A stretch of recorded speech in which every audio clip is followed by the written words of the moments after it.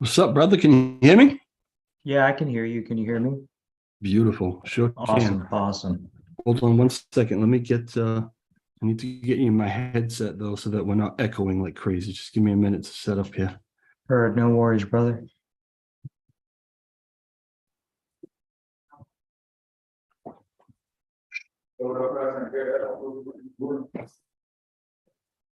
Actually, I'm not even sure where that sound is coming from.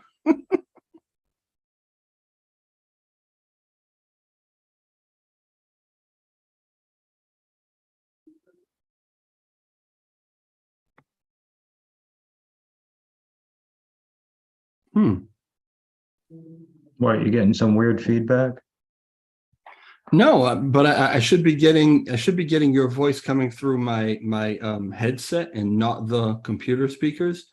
But for Yeah. some reason, it says that they're connected, but for some reason you're coming through the computer speakers. And I just, like I said, don't want to get crazy feedback on the actual feed. Hold on a second. Let me try this. This, turn that on.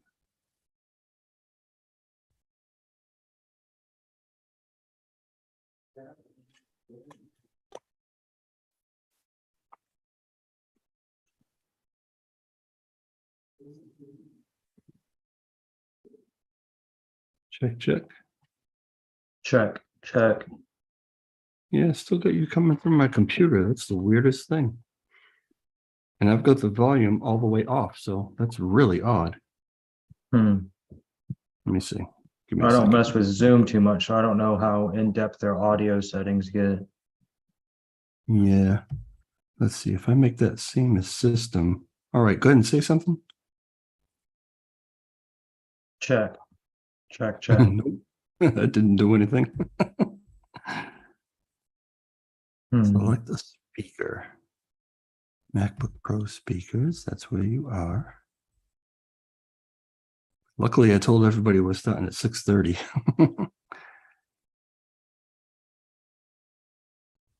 Let me see. Audio settings. Audio. So you can hear me fine. Oh, use separate audio device to play ringtone. Nope. Automatically adjust auto low.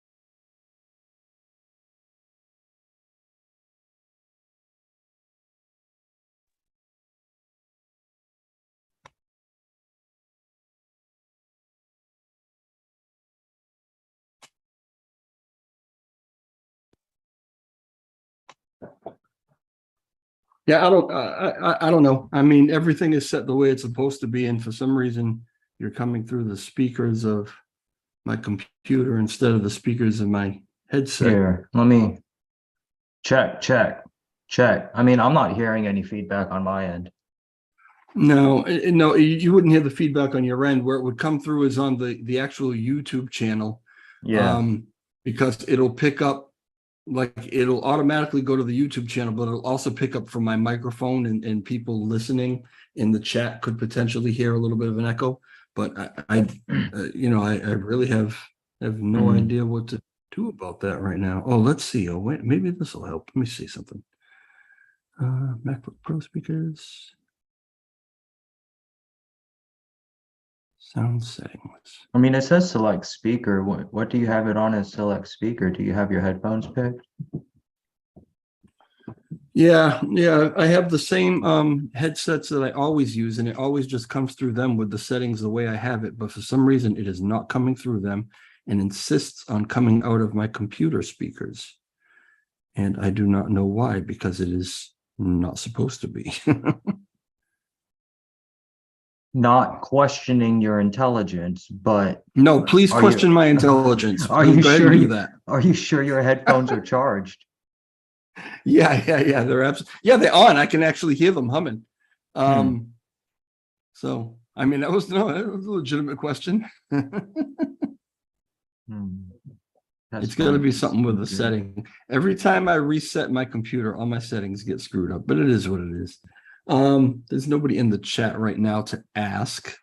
So that's fine. They'll come when they come. And it's just going to be what it is, I guess. Select sound output device. Well, I don't want it coming out of my Yeti. It has to come out the MacBook, but we want it to come out the Bluetooth. So let me do that. Bluetooth settings.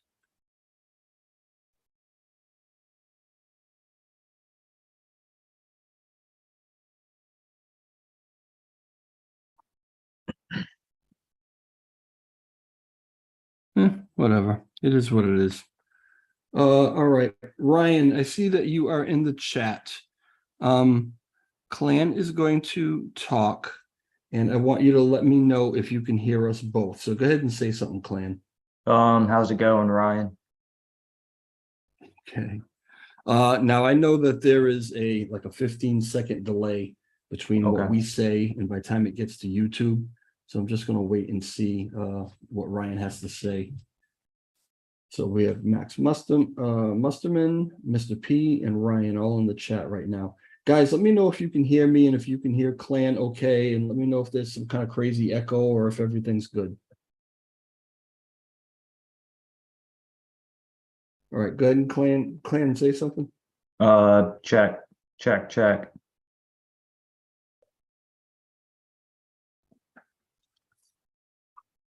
Ryan, he sounds good too.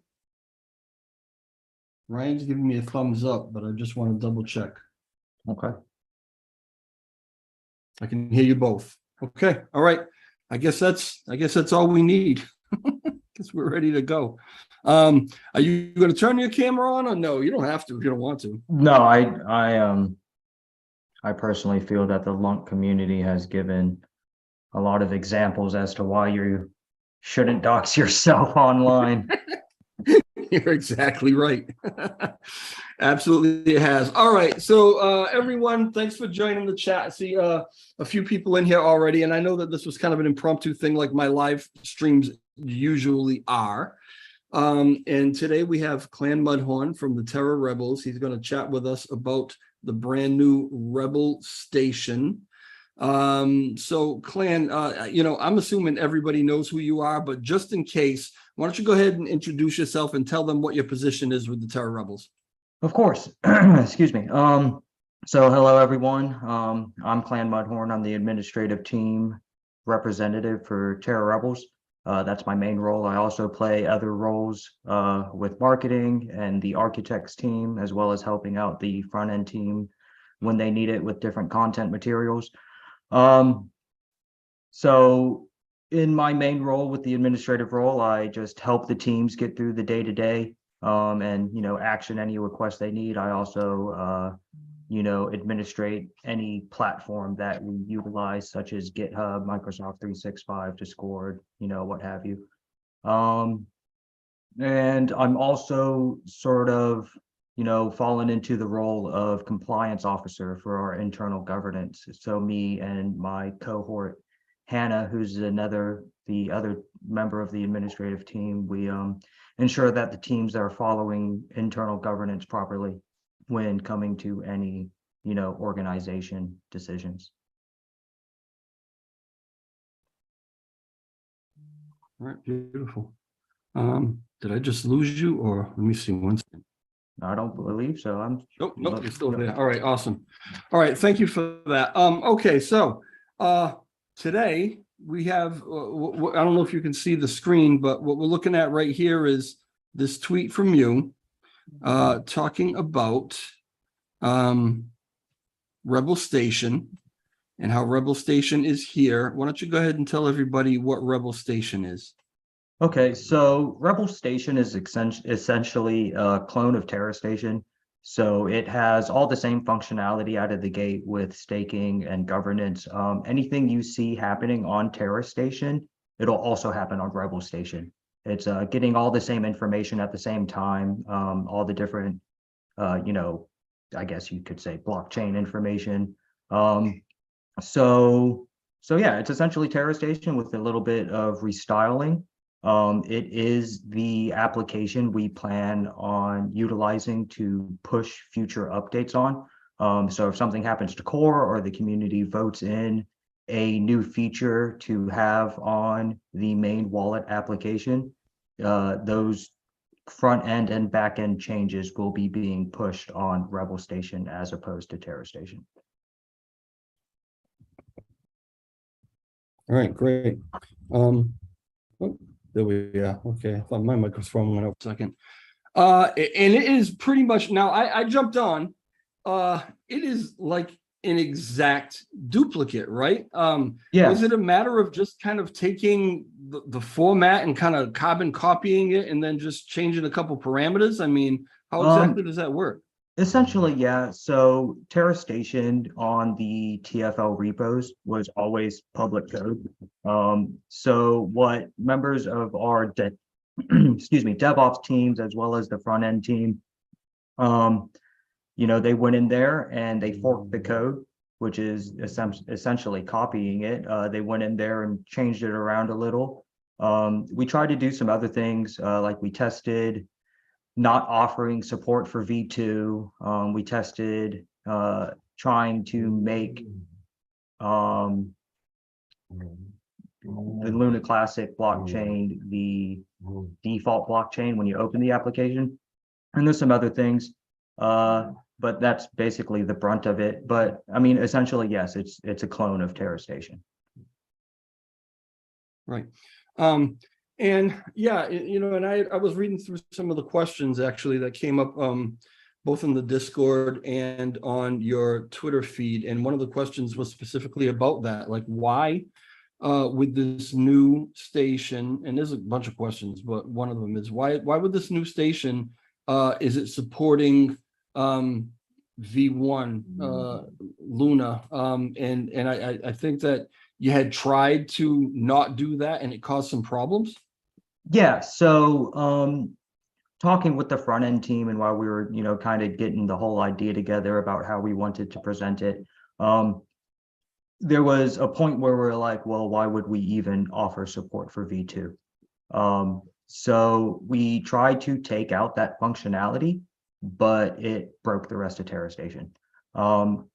So we just put it back, and I know that Echelon, as well as a couple other front end team members, they're working on making the classic chain the default chain, so you don't have to open the wallet application, switch to classic chain, because I have seen a lot of questions about that. They're like, your validator percentages are off. And it's just like, no, well, you have to switch to classic the same as you do on Terra Station. So right. Did I answer your question? Yeah, no, absolutely. Absolutely, it does. I mean, you don't need to get too technical here because that's just not what we do. But yeah, you tried it and it caused problems. That was good enough. And we're trying to make it so that when you log in, that the default, like you said, is Terra Classic. So that'll be helpful for a lot of people. Now, is this available? Can you get like an app or something for mobile phone? Okay, so the easiest things to create obviously are the website, the downloadable executable file that is the desktop app, and then the Chrome extension. The Chrome extension, so for Chrome extension, iOS and Android, you have to have licenses for the stores. Google Chrome was the easiest license to get. if I'm not mistaken. If you don't need a license for Google extensions, forgive me. But the iOS app and the Android app, if I'm not mistaken, they're done. We are simply waiting on licenses for the application, and we've run into a couple roadblocks. And once again, if I'm not mistaken, the main roadblock is it's simply not easy getting these licenses for Android, especially not Apple. And I believe a lot of the cause for that is not only, are we new to the platforms that give the licenses, but TFL running the same application, I guess, has caused a hiccup. So we're currently waiting on the licenses, and yeah, once we acquire those, then we'll be ready to go. All right. Clan, why do we need this? We have, it's an exact duplicate. We already have Terra Station that functions properly. Mhm. And we know that Terra Station is basically in the control of TFL. Is that Mhm. why we need this? Okay, so you've been around since the beginning of Yep. all of this journey. So the narrative at first coming from the community was, get away from TFL as much as possible. Mhm. We achieved that with the community achieved it by making the Terra Rebel GitHub repo the canonical repo for the core protocol. So when we make core protocol updates, we don't have to ask TFL to push a pull request to do a code update. Okay, we can, we just push the code updates to our own repo, and that's where the validators get their core code from. So it's along the same ideas of that. Initially, there's always the fear that TFL at any point in time can say, we don't want to support this anymore. So we want to have something in place in the event that something like that happens. We don't want TFL to say, hey, we're canceling support for Luna Classic on Terra Station on, January 20th. It's the 15th. Okay, now we have to come up with something in 5 days. So we just want something in place that's, ready to go in the event that that happens. Also, it came up that due to all the hot water that TFL is in, due to the DPEG event and the investigations that are ongoing with that, Mhm. it was suggested that maybe you don't make contributions to TFL repos, because that could somehow implicate you with being with TFL. So part of that is that was a factor in the decision to push Rebel Station as early as we did, without that simple little fix with making Classic the main network, and it's also just because, like you said, we as a community no longer have to rely on TFL to accept a pull request to do updates to Rebel Station or the main wallet interface. And on top of that, we don't have to be fearful or just completely out of the know if they choose to do some type of update. I'm sure everyone who's been paying attention the last 7 months or so, there's little changes to Terra Station that no one knew was going to happen. They added this, they kind of changed the formatting of the dashboard with the different graphs that show wallet count and what have you. So it's an attempt to become autonomous from TFL. So yes, in short. So, yeah. So, I mean, basically, so you're saying it's preemptive. Just in case, some sort of weird scenario goes down. Do you have reason to believe that that kind of scenario might be likely? Has there been any ovations to, from TFL talking about that, maybe they just don't want to do this anymore? I mean, I'm personally not involved with any of the conversations with TFL, so anything that I would say is hearsay. There's nothing definitive, of course, and I would say at this point in time, it's really just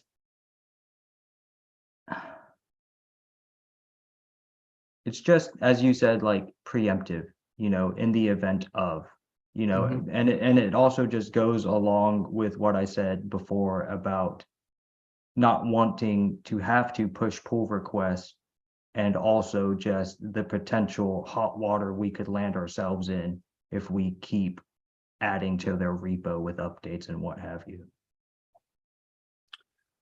So what is it that you want everyone to do right now? Everyone who is on Terra Station, who has a Terra Station wallet, who partakes in validating and voting and all the different things that you can do, staking, all the things that you can do on Terra Station. What is it you want them to do? Do you want everybody to move over? Do you have to move over? What's the benefit for us to go through that work to kind of move things over to Rebel Station?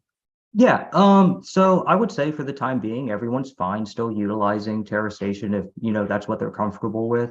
And they don't want to go through the hurdles that you have to go through to either import or recover your wallet. So it's really up to them as individuals what they choose to do. I personally don't want them to do anything. If you want to check out Rebel Station, feel free to. I like the new design. I think it looks cool. And I mean, it's simply up to you. But I do have to say that going along with what I said earlier, if the community votes on an update to the station platform, we will not be submitting that code to TFL. Now, if they choose to do it because they're paying attention, then good on them. Or if another either individual that's a developer or a team of devs, wish to make that pull request to the TFL repo, then that's perfectly fine. Our Rebel Station code is public, so if we push an update and someone wants to fork that update or copy paste it to the TFL repo, then I mean you perfectly have the ability to do that. So I guess that's kind of an unknown, but we won't be making those pull requests. So if someone votes to have an on and off ramp on the wallet interface directly, so you don't have to utilize a centralized exchange, you can just buy and sell Luna Classic on the wallet, that won't be pushed on Terra Station. Right. At least not by us. Right. Is that now, and that was Matthew Perry's proposal, which I believe passed. So is that something that we're going to see, but we'll see it on Rebel Station, not necessarily Terra Station, a buy button? So, I mean, it pops up in chat from time to time. It's not something that the backend developers are focusing on. Okay.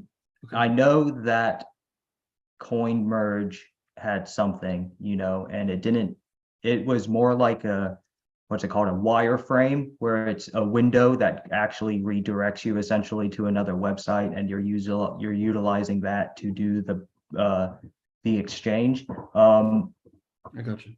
Yep. It seems like that wasn't really what the community was looking for, and then through our own little conversations, just not really seriously talking about it, but just discussing even the idea of having the capability to buy and sell. I mean, you have to have liquidity pools to do such a thing, and liquidity pools take a lot of funding, a lot of capital to back those liquidity pools. You essentially have to own a bank, and we don't own a bank.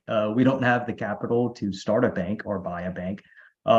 So though we all like the idea. I mean, it's an evolutionary idea for decentralized finance to have an on and off ramp directly on the chain's main like governance, staking, wallet interface.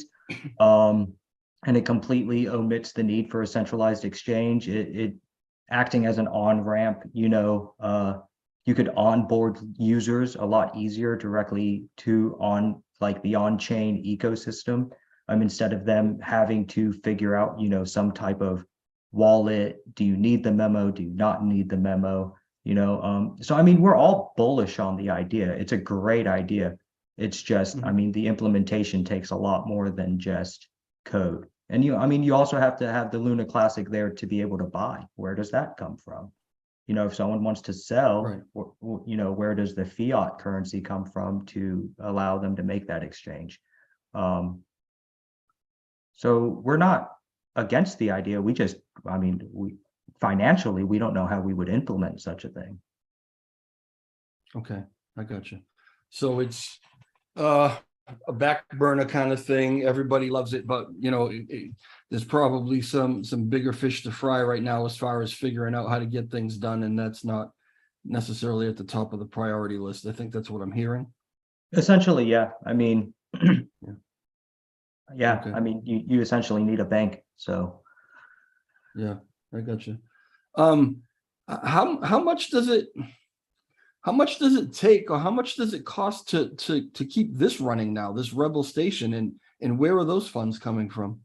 ooh, good question. How much does it cost right now? I never asked that question. So website costs greatly depends on traffic. And I guess for the applications, I'm not sure how. I think that would just be server costs because you're running an application on a server. That's where it's hosted. So you're just paying, if I'm not mistaken, what it costs to store however large the file size is, plus whatever extra you get for the plan you purchase. So I'm not exactly sure. I would say right now, due to low traffic on the website, I'm personally a desktop application user. I would say probably not a lot, not a lot, besides, just the baseline cost for having the web page up to begin with. And the server the second costs. part of that question was, where do those funds come from to, there's got to be some sort of monthly, whatever it is to keep this thing going, whether it's a lot or a little bit, but where does it come from? Definitely. So, any web page has a cost, or domain name. And then, like I said, the server cost for hosting the application. So those funds would be coming directly out of the Open Collective wallet right now. So any infrastructural cost, can be either redeemed or directly paid for out of Open Collective. And you can actually see all those transactions on the Open Collective page for Terra Rebels, so you can see where the money's going. So yeah. Yeah. Okay. Clan, I've had conversations with both Ed and Zaradar about this being autonomous.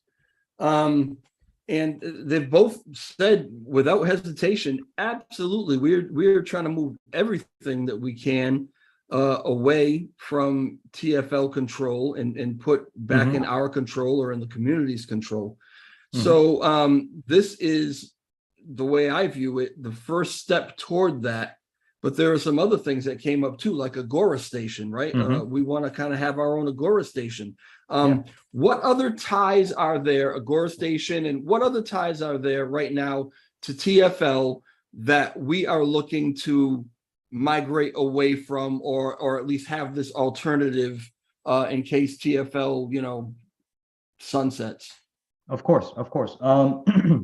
Excuse me. So I'm completely, in the same train of thought as Zaradar and Ed with, wanting autonomy and, working towards that consistently.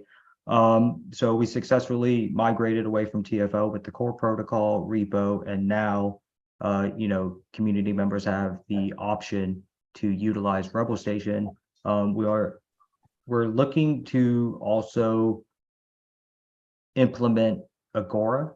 So have the Agora, I guess, have the option to use Agora, on a non-TFL owned server. I do know I was actually talking with Echelon earlier today, and I think he started that process, not, like hardcore doing it, but he started messing with the files and forking them and what have you. And then, Okay.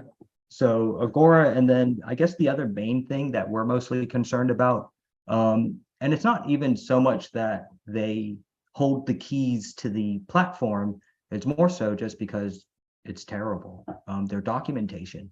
We're looking at redoing or, updating, making, maybe adding on to the different Terra money documents, because I mean, I don't know if you've read the documents. I mean, like what they do say is very clear, but they don't give you a whole lot, especially when it comes to minting a smart contract. They tell you how to upload the file. They don't tell you much about the, you know, different functions you may need to, do different types of taxes, which would just be good to have so people could, Okay. integrate into the chain easier. Right. So the goal definitely though is to get all these things taken care of. So, and all right, is it that? So we've got all, we've got a new Agora, we've got the Rebel Station, we've got all the things that you're talking about. Let's say we have all that in place. All right. Mhm. Are we waiting for TFL to say, hey guys, we don't want to do it anymore, it's all on you now? Or once we have all that in place, do we start to migrate away just kind of naturally anyway? I mean, I feel like DK kind of said that already when this all started. What was it he said in that tweet? It's like it's all in the community's hands now or something, and running all these different Yeah. things. So running Terra Station, running the LCD, FCD endpoints, which is another thing, by the way. Running, Yeah. Endpoints. excuse me. I mean, simply running the web page, it's all costing them money, and they don't own the chain anymore. So what's their incentive besides, philanthropy, unless they want to be philanthropists for, their whole life, taking a loss, running servers and web pages and what have you, for literally no reason at all. So I keep actually forgetting the question. What was the question again? Basically, if we had everything in place, right? Do we have it in place really just in case they sunset? Or once we have everything in place, could it be like, well, we kind of don't need you guys now, so we're gonna say goodbye? I mean, well, I mean, the reasoning behind it is, of course, in case they sunset, that's just a real factor that can happen. I would say an eventuality, if not, the potential for it. But it's also just like, why would you want to rely on TFL to push pull requests? Like you're adding another step in the development chain, okay? And you're relying on some developer who's not a part of the chain being kind enough to accept your pull request for something he's not involved in, And don't get me Right. wrong, when we were making those pull requests, they were very receptive, mostly at least.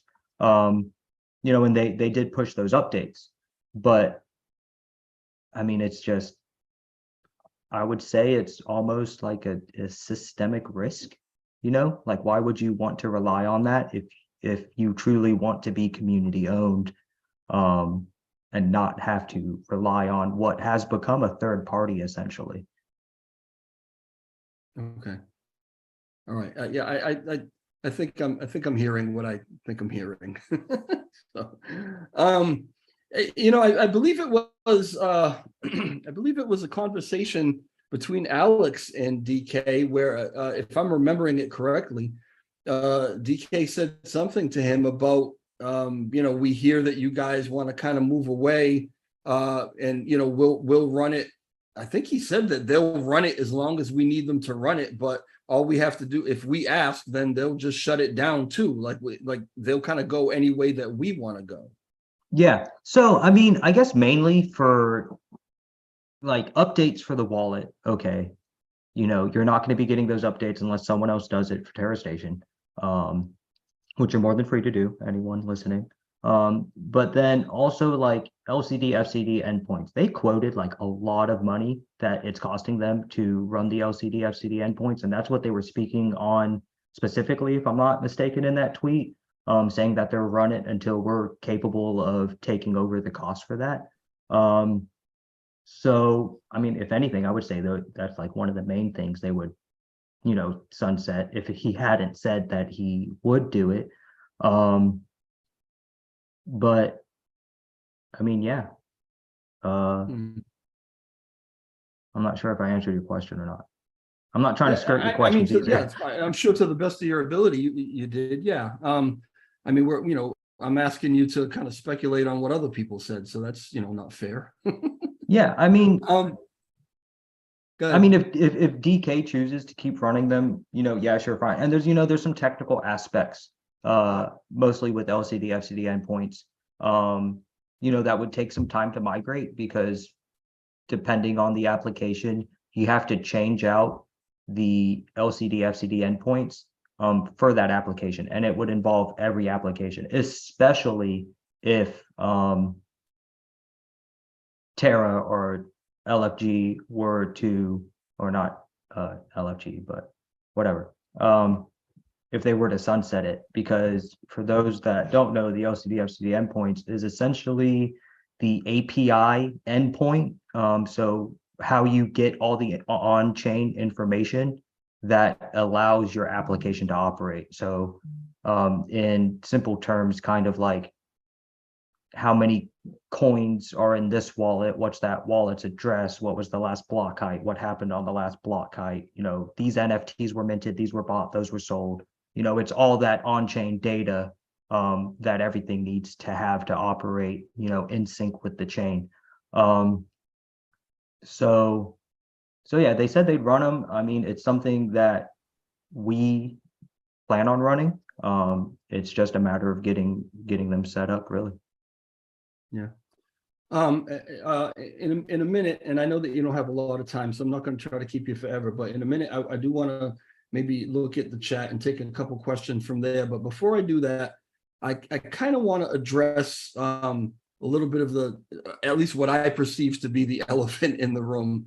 While we're talking about kind of moving away from TFL as best we can, and at least holding the reins so that if the horse decides to go taking off somewhere, we can kind of control it, right? But on the other hand, we're also talking about parity, and even maybe beyond parity, there is whispers and rumors and maybe even some shouts out there about some sort of merge of the two chains, right? Which I'm sure you're aware of. Yeah. Do you want to speak on that or set the record straight or whatever for everybody as far as what TR's kind of viewpoint is on that? Yeah, of course. So who hasn't heard of the merge the last like 3 days? Yeah. So what TR's intention is to reach parity with V2, if not surpass it. And what parity means. And I'm sorry, and define parity for somebody who might not know. I mean, or I could do it if you want, but why don't we talk about exactly what parity is? And when you say let's reach parity, what exactly you mean? Okay, so to my understanding, reaching parity means in terms of like technological functionality. So having the updated COSM WASM, if I'm not mistaken, I believe that's the aspect of the code that would help us reach parity. If it's not, I'm sorry, forgive me. And it's just to bring Luna Classic to the same technological level of V2 and also the rest of the Cosmos ecosystem, because we're a little behind, if I'm not mistaken, in version upgrades and what have you. And if you would like to expand on that, feel free to. No, that's, I mean, first off, Zarda calls it Cosm Vasm. which I find funny every time he says it. I love it. But no, yeah, my understanding is pretty much exactly what you just said. It's a matter of bringing it up to par, bringing them both kind of equal, Mhm. so that also so that I guess DApps are able to easily utilize both chains if that's what they choose to do. Just getting everything kind of even, so that there's no blockade for anyone using both chains. I might not even be explaining that right, but that's the way I understand it. No, yeah, I mean, it's a, yeah, no, that's pretty exactly right. I mean, I mean, if we're mirror parity, like we're at exactly the same par, not slightly under, not slightly over. I mean, it should, for a smart contract to port over to, Luna Classic from V2 or from Classic to V2, it should be, I mean, a simple copy and paste of the smart contract. Right now, if a Right. V2 project wanted to port over to Luna Classic, they would, they'd have to make some code changes, which is I mean, that's a disincentive. It's like, why am I going to go in there and do the work twice? Regardless of what community may or may not be there to utilize your DApp. I mean, you're putting more time and effort into it. It's a disincentive. So yeah, once you do reach parity, I mean, projects should be able to simply copy paste and then run. I mean, you shouldn't even have to do that depending on how you want to run your application. You should just be able to add functionality with the other chain if you kind of have like a cross-chain DApp. I don't know if you'd have to remint the smart contract. I'm speculating, but yeah. Right. All right. So we've got an understanding of what you mean by parity. So go on with the rest of that answer. Okay. So yeah, like I was saying, our idea at TR is to reach parity, not to merge. All this merge talk, and from here on out is just me individually, not TR. So all this merge talk, it seems like, is centralizing around something called merge protocol, if I'm not mistaken. And that appears to be some type of V2 platform that is trying to entice people to swap their lunk for Luna V2 and, essentially go over there. It's not even a merge. It's not, you wouldn't be merging the two chains. It's not not even the idea is merging the two chains. It seems more like it's a key term or like a hot topic, so they're using that term to dub their I don't even know if it's a smart contract. There's really little known about it right now. And from my understanding, I mean, so they're waiting to launch the project, from what I've read, until IBC is reopened. So why would you need a layer 2 platform to do that? You can just use the core protocol's IBC channels. Okay. So it kind of, I mean, it just doesn't really add up to me personally. Like, you don't need a layer 2 protocol to swap your coins from Classic to V2 if that's something you wanted to do. You're not actually merging the code, so that's just like, terrible marketing because it's incorrect. You're not a merge. You're just using that as a key term. And yeah, I mean, it just seems like they're trying to entice people to merge over to V2. And it seems like a liquidity grab, honestly. I'm not, hey, if anyone from that merge protocol is listening, I'm not hating on your project. Would love to hear more about it. I'm personally only a Classic supporter.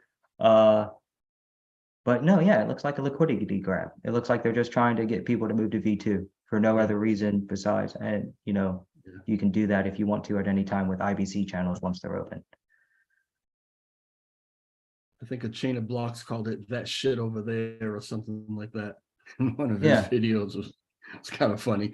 All right, so you're officially saying, right, that Terra rebels are not trying to move into some sort of cooperation or collaboration or partnership with TFL or with Do Kwon or anything like that. That's nothing that you guys are looking toward when you're talking about parity. Is that right?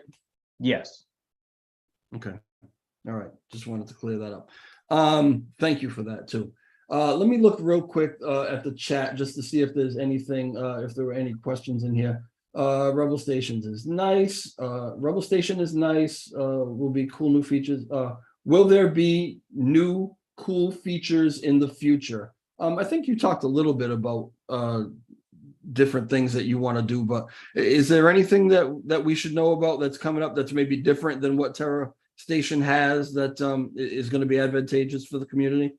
I mean, not especially right now. I mean, all the talk revolving around Rebel Station that I've been privy to has just been like, all right, how do we get it to work? Let's get it out. So we haven't really dived into anything that would be like, okay, let's build it out. And I mean, besides maybe like some different technical stuff, like graphs or something, maybe some technical data.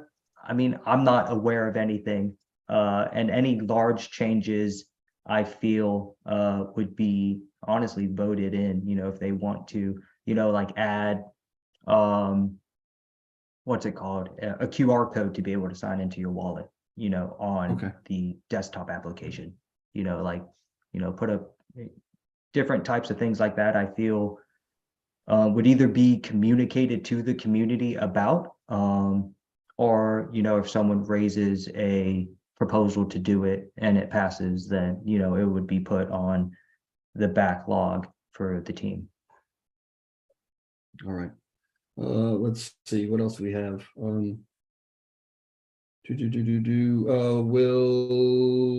the Rebel Station come in the Apple App Store?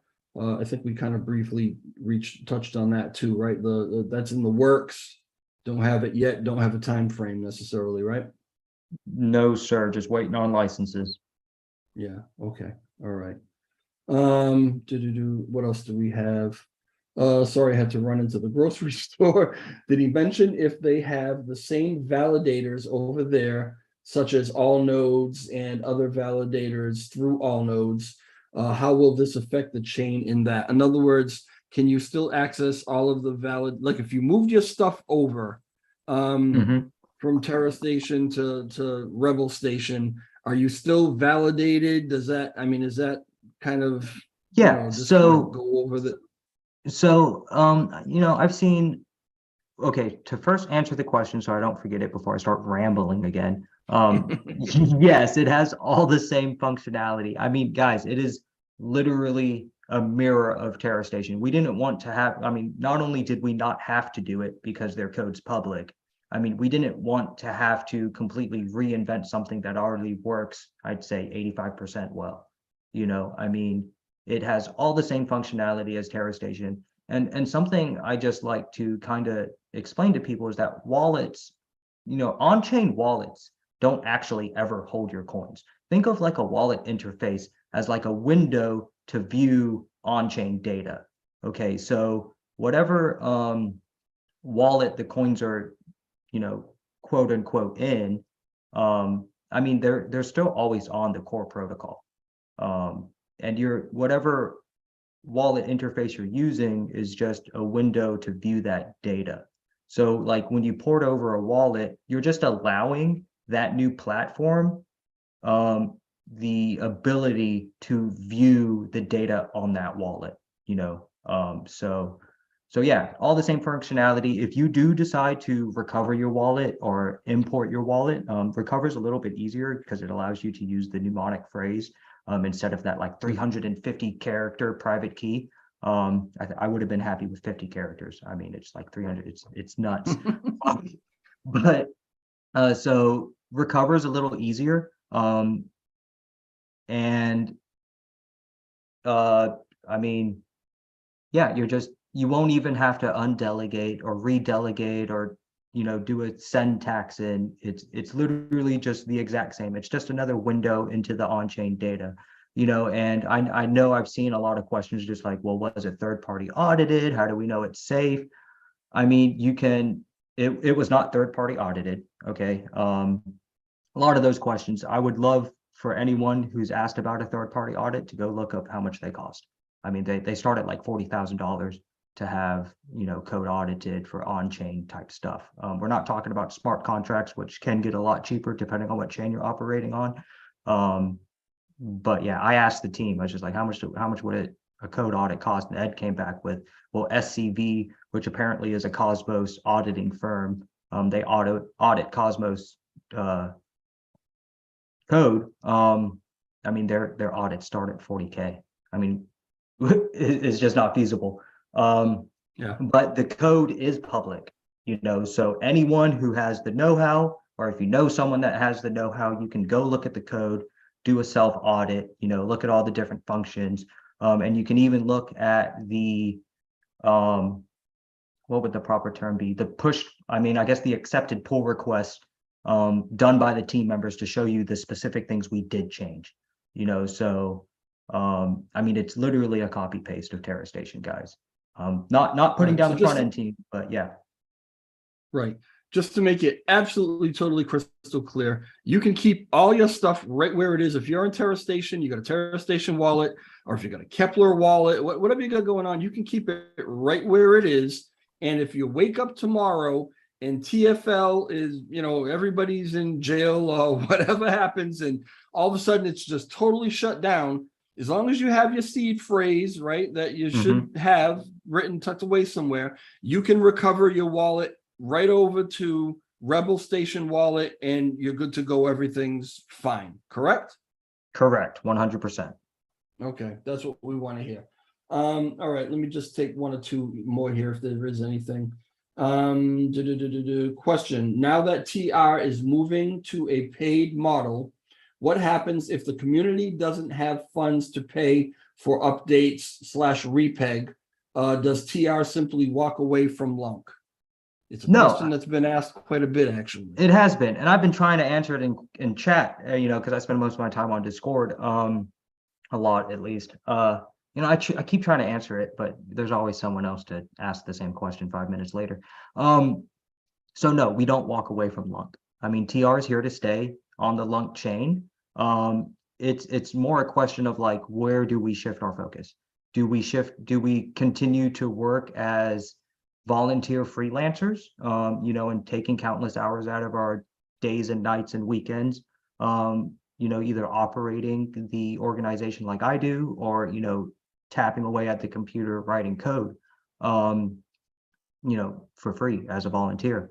Or do we kind of shift our focus towards something that can provide a revenue stream on chain in some way or form? Like, where else can we build out the chain? Is this layer 2 applications? Can we shift our focus there? And just kind of that. And then, I mean, if there becomes such a point in time that the community, is like, hey, we want this core protocol update, we would love to have sharded file storage, that's stored on chain. We want this, and it passes a proposal, and we submit an estimate of just like, okay, well, that's going to cost X amount. And then however the community decides to do it, comes up with the funds for it, then we're more than happy to put that together for them. But I mean, it really is just a question. I mean, okay, again, in short, no, we're not going anywhere. It's too late for in short. Yeah. All right. Well, that's good to know, and that's comforting, I'm sure, to a lot of people. Richard Awad, welcome to the chat. And yes, we actually did talk about the buy button. I'm not going to rehash it right now because I don't really want to keep Clan all that long. He said it was going to give us a half an hour, and I feel like we've been chatting at least an hour. You got some more time, Trev. Don't worry about that too much. All right. I appreciate that. Yeah, we did talk about the buy button. Everyone, just a quick little recap. Everyone on TR thinks it's a great idea. Everybody's bullish on it. The logistics of it are a bit of a problem. Whereas, where does the liquidity come from? There are some different questions as to how it could actually be implemented. So it's not something that they're actively working on right now. I got a feeling that maybe if some other people came up with some solutions about that, as far as how we could actually fund it and such, and presented that in a proposal, or presented that to you guys somehow, maybe we could move that from the back burner to maybe one of the other burners. Yeah, Maybe. the simple answer is you need liquidity providers, kind of like a decentralized exchange, because you're running a layer one decentralized, well, it's not technically layer one besides it, whatever, but you need liquidity providers, so where does the fiat come? Where does the crypto come from? And the way decentralized exchanges do it is they give the community to the option to essentially buy liquidity provider tokens, and those have a yield the same as staking does. It's called a liquidity pool, and you put in depending on the type of pool, you have to have both the base coin and whatever token you need. At least that's how I understand it.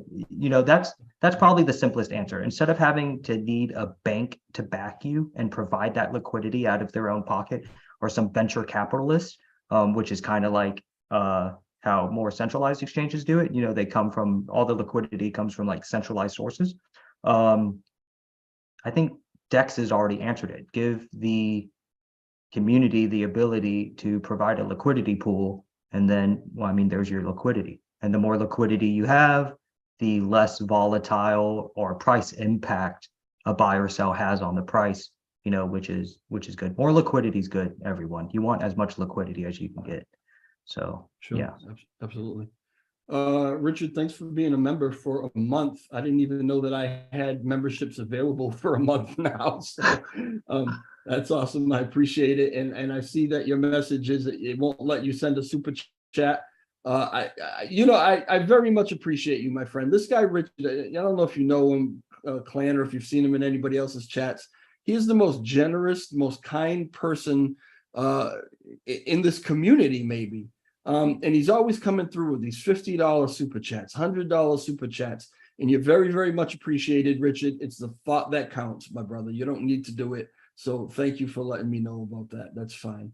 All right. There's one other thing here. It can be implemented in span of 1 to 2 days, but through centralized exchange. That means we would give CEX monopoly for important function on station. No. Not sure exactly. Well, that's essentially what CoinMerge was offering you to do. Right. And well, that's not decentralized. You're banking on CoinMerge to keep up their end of the bargain and offer that liquidity and keep the application running, and you're also banking on the idea that whatever centralized exchange offers to be the liquidity provider, well, they don't go under, like we're seeing happen so often now. What if FTX came up with the idea instead of CoinMerge and we implemented it, and okay, well, FTX went under. So what happens then? So yeah, I think liquidity, like decentralized liquidity providers, could be a potential answer. How would that be implemented? I'm not sure. But I think something like that, as opposed to a venture capitalist type liquidity provider, would be more the way to go, and kind of, encompasses the whole decentralized money type aspect. Yeah, that makes sense. Supposedly Matt Perry is working with some devs or something that have some kind of scheme going. I'm not sure exactly where they are along the way on it. So I'm looking forward to maybe hearing some updates from him. Ryan, thank you very much for that super chat. I really appreciate it. Thanks, Ryan. And Ryan Mack. That's actually one of my mods. So I appreciate you guys. All right. So one of the questions that came up on Twitter that I will address with you, and I don't know why this is uncomfortable for some people. It really doesn't even make sense to me, but that's my perspective. So very soon we have a new coin coming onto the chain in the form of wrapped lunatics token. You're familiar with this, or? Yeah, the originally on Binance Smart Chain, or I guess they call it BNB Yeah, chain now. Yeah. BNB. Yep. Yeah. And they I don't know, they're working with some developer who is doing whatever they magic is that they have to do to actually get them on chain. And we are hearing that wrapped lunatics token is imminent. Okay. So what is that going to mean for the chain to have another coin on the chain? Okay. First, allow me to start by saying that anything I say about this is not an endorsement of this project by Terra Rebels. Me either. Absolutely. You're right. Yeah. Yeah. So bridging over a layer 2 token from another chain. I mean, it adds a derivative to the chain. So, and I'm not saying people should, and I'm not saying people shouldn't. If people choose to buy into the coin, it would be a smart contract. And when you buy a token from a smart contract, you lock up Luna Classic liquidity. So those Luna Classic coins would be held in a smart contract, hopefully not capable of being touched by the developers. And you are minted or given, at least, because tokens are pre-mined, you're given the token in its place. So this could, and this goes for any layer 2 token, which is why Zerodar, his repeg idea, revolves around token derivatives, and getting as many of them out there to draw down the circulating supply of Luna Classic, because, as long as those coins are locked into a contract, be it a bridge protocol, a token contract, whatever, different staking protocols, liquidity pools, they're out of circulation. And stagnant coins that can't be moved, have the same function essentially of burn coins, because they're illiquid. They do not move. They do not, affect or disaffect price movement. So I mean, that's a good thing, I guess. I think, layer 2 contracts or projects, I mean, they're the answer. People's like, increase burn, decrease burn, burn the Oracle pool, burn the community pool. I mean, none of that's the answer. Burn the $4 million wallet. Everyone's just like burn, burn, burn. And I mean, and a singular burn, no matter how big, unless it's like 50% of supply, I mean, it's not going to have the effect people think it's going to have, and like what you really need to look into is like, how do you either lock supply or burn more supply at a sustainable rate for an extended period of time? And the answer to that is support layer 2 projects. Either, I don't know, I've heard different things through the grapevine that Lunatics token is wanting to, like kind of develop an ecosystem for their coin or token, excuse me. I don't know much about it. I don't really pay attention to them. No offense to you guys. And I mean, yeah, it just locks up liquidity, and each transaction would burn. So, I mean, you want more transactions. Yeah. Yeah, I get lazy about saying it myself sometimes, but I really need to get on it. Nothing that you hear here in this interview or in any video or anything that I ever put out from beginning to end is considered financial advice. None of us are financial advisors. There is no endorsement here. I'm not endorsing Rebel Station. I'm not endorsing Terra Rebels or Clan by having him on. I just want the information to get out to the community, just like if he gives, some sort of summation as he just did, it's not necessarily an endorsement of whatever he's talking about, be it Lunatics token or, anything else that we might mention. So, unfortunately we have to give that disclaimer all the time. So there it is. All right. Lunk News says, can we please pay TR finally? All the hard work they do shouldn't go unnoticed. I don't think I hope it doesn't go unnoticed. It's very much appreciated, which I've said since the beginning. Now you guys have had some rocky times and things have gone kind of back and forth, which I don't really want to get into. But Mhm. where are you right now with funding? Okay, so I mean, all funding that we've acquired already is either community funded through donations with the Open Collective wallet or the Luna Classic Native wallet. And also, everyone knows how we secured funding through Neblio for infrastructural costs. Um, so that's where we're at currently.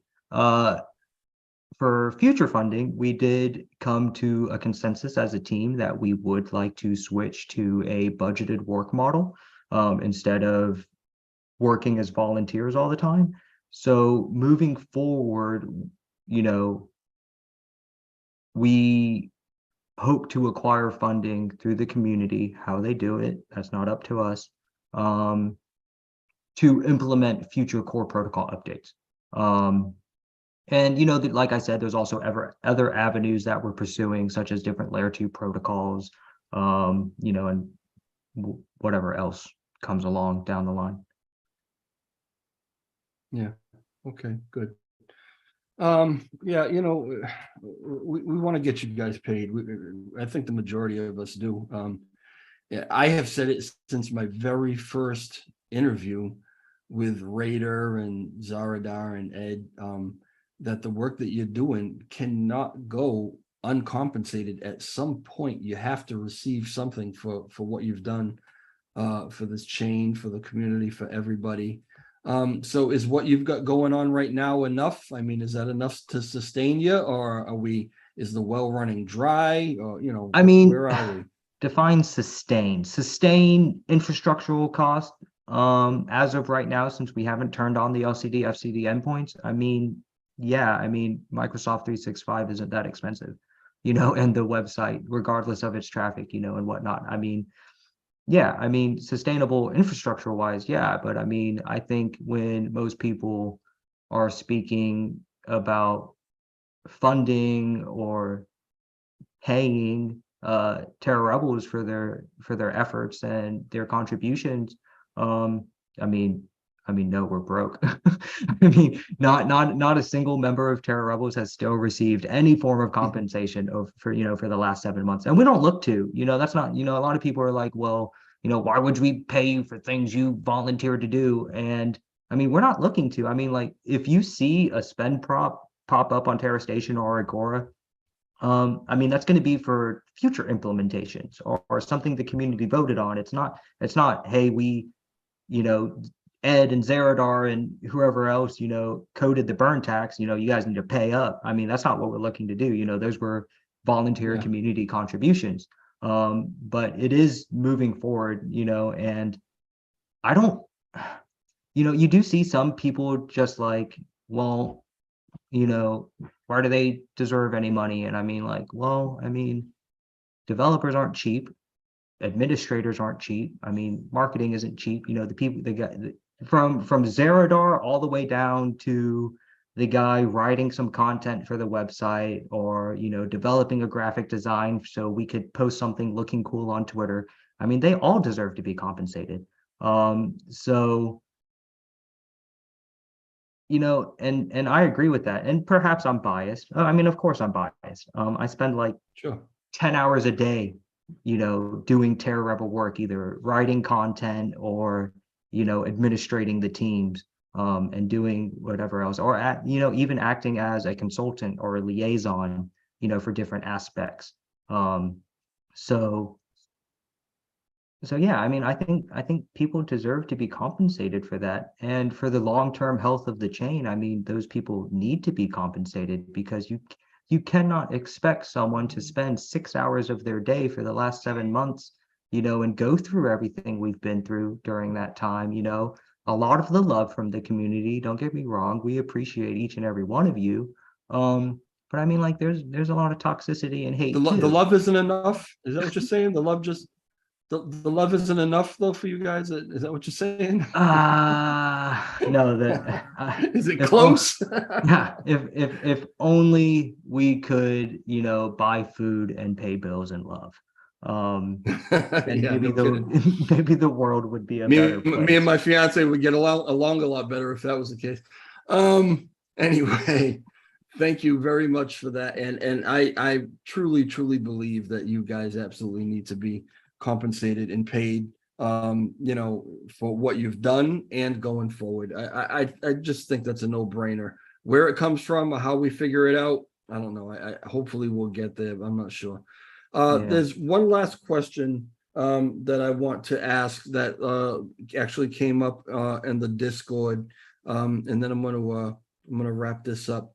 Um, and this person wanted me to ask you, what is your perspective on the state of Terra rebels and the community as a whole? In other words, if you were to just wrap it up into one closing statement, where do you think we are? okay. Those are things, so I'll separate them. So the first, I'll Okay. jump on Terra Rebels first because that's easier. Terra Rebels, in my opinion, I've been in it since the beginning. I mean, we started on the Discord server, so I've been working with the team, a part of the team since the whole time. I would say that we are functioning, operating, and just like everything's as best as it's ever been right now. I would say that internal strife is, I mean, it's completely gone. And you know, we're operating as best as we ever had, better than we ever had before. So really happy with where Terra Rebels is at internally. The community, actually I like talking about this. You do? Yeah. Well, it's interesting to me, because I don't know when you jumped in, I don't know if you were pre-crash or post-crash or DPEG, excuse me. Post DPEG. Yeah, so I'm post DPEG too, and I think most of the active community are post DPEG, Luna Classic buyers. And it's really interesting to see the evolution of the community from the primordial state to like immediate post DPEG before DK said he was abandoning to the chain, all the way to now about 7.5, maybe we're encroaching upon 8 months later. And I know, right? It feels like 20 years. So I mean, I would I would liken it to a lot of what you could expect from a group of individuals if the government of your location just decided to pick up and leave one day. What would happen? I would say it's almost exactly like that, except we're all, typing on the computer instead of potentially killing each other for cans of beans. So, I mean, like at first, everyone came together and they tried to figure out a plan. Some people came up with this plan, other people came up with that plan. Some enemies were made, even more friends were made, and it's just a natural evolution of that, and we're slowly working our way back towards some form of stability. Right now, we're in that, I would say, the somewhere in the middle phase where if this was like a real world scenario, and the government just up and left without a word, we're in the middle of that phase where probably a lot of people would die. So, like there's a lot of arguing, there's a lot of like, let's go this way, let's go that way. But I don't view that as a bad thing outside of just some of the toxicity we're seeing, which come on, guys, let's just stop with the toxicity. We don't need to argue, we can discuss things, like adults. I think that's something we can all remember is to operate, like educated adults and not, just throw rocks at each other constantly, and not attack each other. But that happening, I feel, is just a natural part of the process of getting back to some sort of stable area. What is that stable area? I don't know. Is it TR, doing the bulk of the work? Do some other dev groups pop up, and we're all sharing the work, they, we're competitively bidding on different core protocol work. I don't know, but we're getting there well, hopefully we get there. but it's a part of getting there. So I would like to see some of the attacks and the toxicity die down. But I don't think anyone should be super concerned and be like, oh my God, everyone's fighting on Twitter. Luna Classic's going to crash. I mean, it's just the reality of how you could expect such a situation to progress is, I guess, how I would say it. It's it's perplexing, I guess is the word I'm going to use, to me, that everybody that I talk to has the same general perspective on it that you just said. That, you know, everybody wishes that we could get rid of the toxicity. You know, we really need to stop slinging mud at each other. You know, can't we all just get along, right? Everybody that I talk to says the same thing. Yet it feels like behind the scenes, there's still a lot of fracturing, factions, a lot of, hey, you know, don't deal with that one. That one's this, that one's that. Oh, you don't want to talk to that one, or you don't want to do deals with that one. Shh, don't say nothing. You know, you didn't hear it from me. There's still a lot of that going on. So we're not going to, you know, we're not going to solve it with this conversation or whatever. But I just want to get it out there that yes, we need to stop it. We need to stop doing it. And even if you don't agree with somebody, and even if you vehemently just disagree with somebody, disagree with their idea, disagree with their perspective or their stance, you might even hate their idea, but you don't have to hate them. We're all, at the end of the day, still people with feelings and emotions and families and all the rest of it. And if we all thought the exact same thing all the time, all had the same perspective, and we all, you know, agreed on everything, we, you know, either we'd be bored to death or it'd be utopia, one or the other. But yeah, that's just not the case. You know, we're individuals with our own ideas and our own perspectives. But just because I disagree with you, and I think that what you said and and your stance on it is nutso, that doesn't mean that I should have to hate you and I should start slinging mud at you. So, you know, that's just, or at least do it guy privately. lecturing. I'm sorry. I said, or at least do it privately. Well, yeah, in between each other, right? Yeah, But, no, that's yeah. what I mean. Yeah, like, I mean, go message him in DM. Absolutely. Like, Don't you know, post it on if, Twitter. If you know, I you know, full disclosure, I've said things and I've done things that Clan had an issue with, and came to me privately about it and said, hey, you know, this is how I feel about this, and you know, in the future, maybe we can handle this way.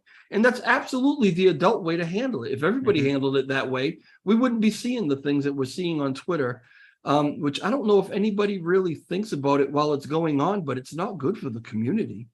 I mean, it doesn't show. Go ahead. I mean, no, I mean, like, you're exactly right. It's not good for the community. I mean, like, not only is it good for the insiders of the community, I mean, it's bad for our souls because, I mean, let's be real. I mean, there is a lot of toxicity on Twitter right now. And it's not only is it bad for us as individuals, but I mean, it's bad for the greater community because people are going to get tired of it. They're going to leave. Okay. And then it's also bad for outsiders looking in. They're like, okay, let's look at what's going on with Luna Classic. Okay, let me follow these 5 people.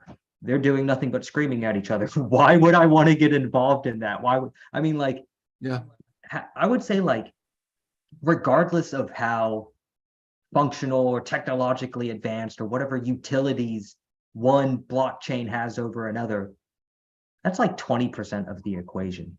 The other 80% is getting people to want to be a part of your community. You know, they want to have, you know, they want to be involved with the people and have some type of connection, which our connection is coins.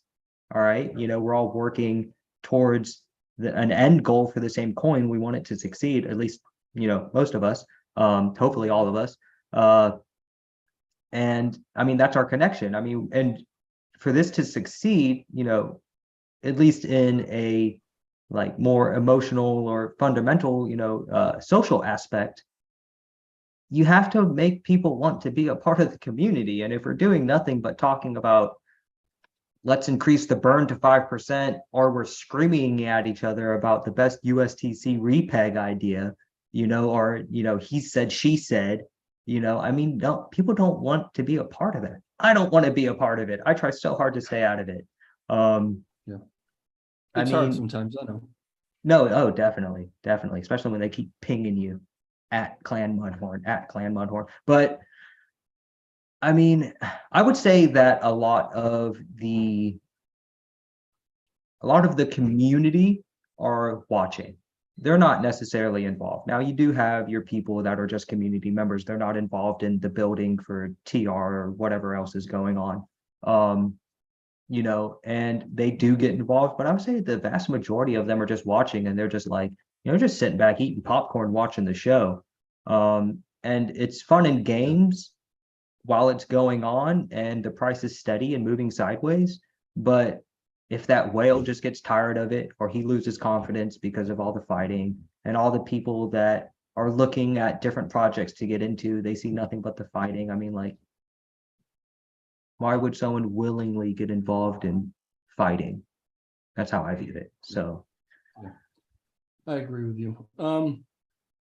So, one of the comments in the chat, and I wasn't going to address it, but I'm going to address it.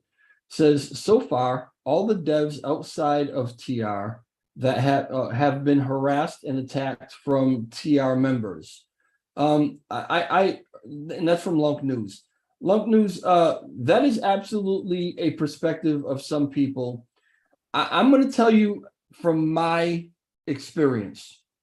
I talked to all these guys, and I was probably one of the first ones to say that, TR seems to be breaking kind of into factions, and this community seems to be breaking into factions. Nobody wanted to use that word. Now everybody's using that word. But I have tried my best to be as Switzerland as possible. And keep open lines of communication with everybody until somebody, just does me wrong. I try to keep open lines of communication, and I can tell you, to answer that from my experience, that it absolutely goes both ways.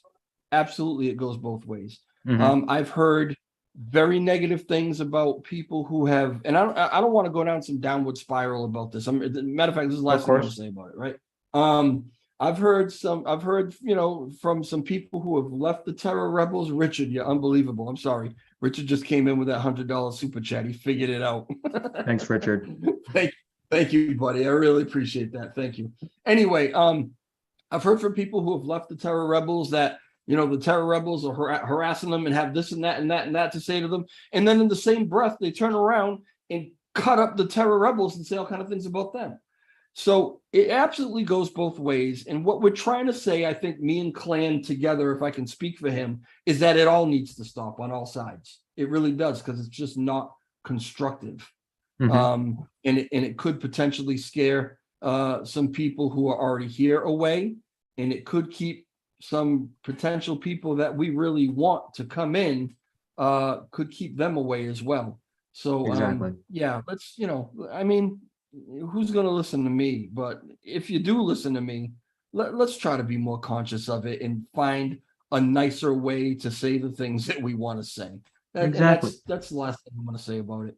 Yeah, and just to touch on that before we just kind of drop it. Once again, it is an organic aspect. It's not something you wouldn't expect to see. Do we want it to stop? Yes. And regardless of if you dislike someone, you feel they wronged you, or this or that, just stop throwing all the rocks at each other. If you don't like each other, don't work with each other. Stop trying to bring each other down. Let them go do their own thing. We'll do our thing. Let's ignore each other. That's fine too. That's better than constantly If you can't work with each other, fine. There's nothing wrong with that. It's not like we're forcing everyone to work together and we need to be kumbaya all the time. Don't get me wrong. But I mean, don't work with them. Stop talking to them. That's how easy it is. Like you don't need to do more or less than that. Let everyone do their own And thing. it is organic. It is organic. It happens everywhere. It happens in families. If you came to Christmas dinner with my family, you'd swear we all hated each other, right? Yeah.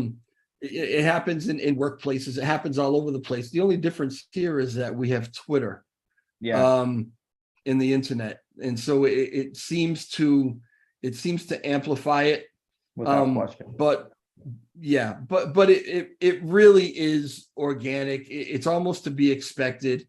I would just say, because we have Twitter and because we have this megaphone of, Discord and TG and all these other programs that we can use, we need to be more conscious of the appearance of how it looks, because this one and that one might fight like cats and dogs, but they know that they love each other, even though they fight.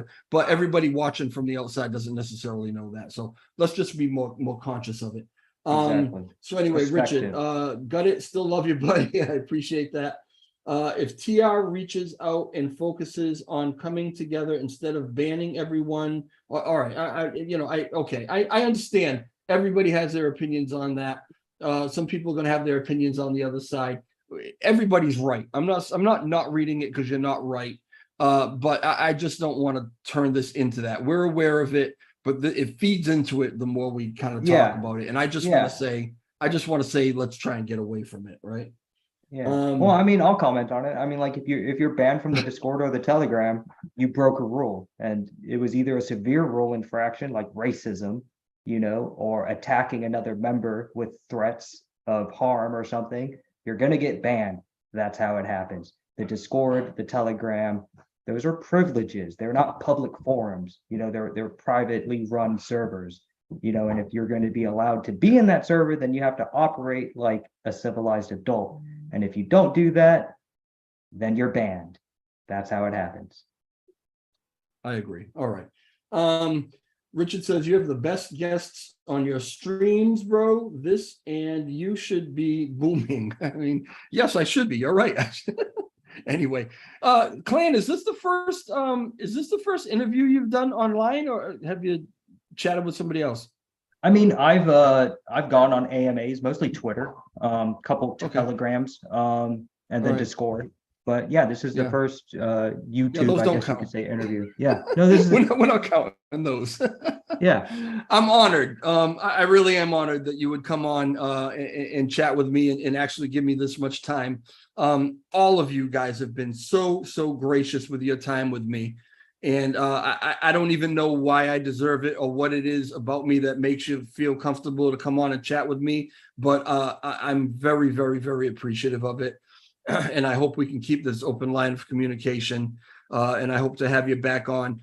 And I guess I'm also speaking to, just so everyone in the chat knows and everybody who watches this video knows, we've been talking about trying to do a little segment where it's almost like a meet the Terra rebels kind of thing, where a lot of these guys who are working in the back end, in the back room that you never really get to see, although are doing some key work, where we could maybe get them on to just chit chat about, I'm not looking for anybody to tell me where they live, their social security number, or anything like that, right?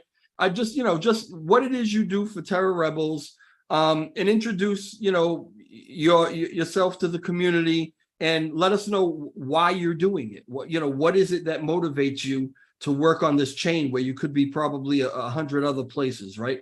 That's really all I'm interested in. And if you see the way that this interview just went with Clan, plenty of information, tons of information out there got out for the community today, which I appreciate, and I'm sure everyone appreciates. But there's no doxing, there's no anything like that. So to anyone who's watching in the Terra Rebels organization, this is what you'll get if you come on and chat with me, and I would love to chat with you. And so I appreciate Clan leading the way and showing how it's done. No, of course. And I really appreciate you having me. I mean, I'm just a guy, man. I mean, to be requested to come on and speak and, share the knowledge of the inner workings and, also offer my own opinions, I'm greatly appreciative of that and also humbled. And I mean, to answer your question, at least from my perspective, and I was telling my, I guess coworker Hannah earlier, is just like, I like you because you're objective.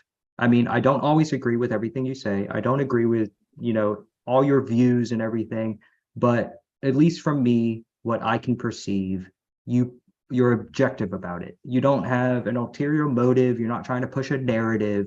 It's just you. And I appreciate that, even if I don't agree with you, you know.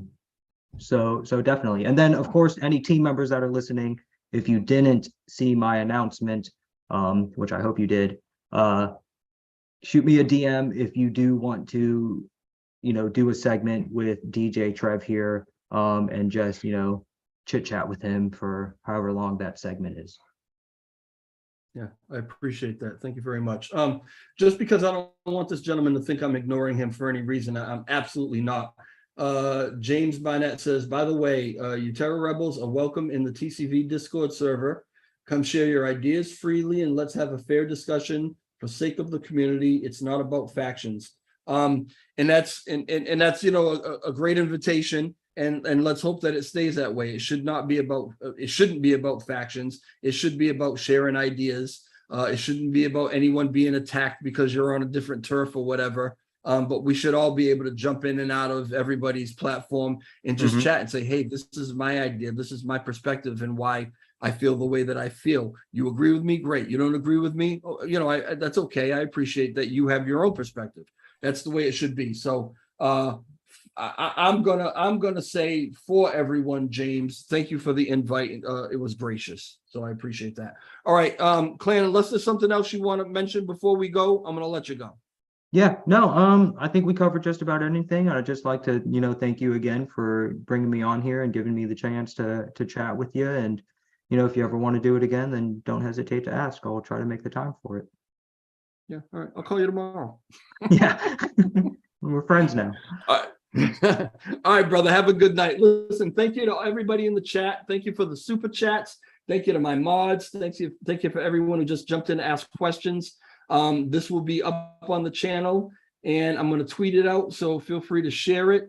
Hit the like button on your way out. If you're not subscribed, please make sure you subscribe to the channel and I will catch y'all later. Ciao. See you.